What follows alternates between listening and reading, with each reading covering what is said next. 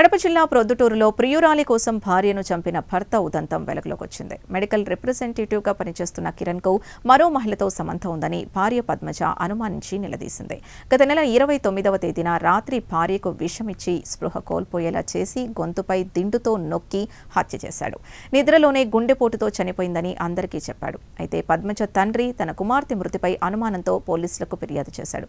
Postmortem నివేదిక, phone రికార్డుల ఆధారంగా విచారించగా అసలు విషయం బయటకొచ్చింది. నువ్వు పెట్టినప్పుడు నేనేమన్నా అన్నానా? చెప్పు.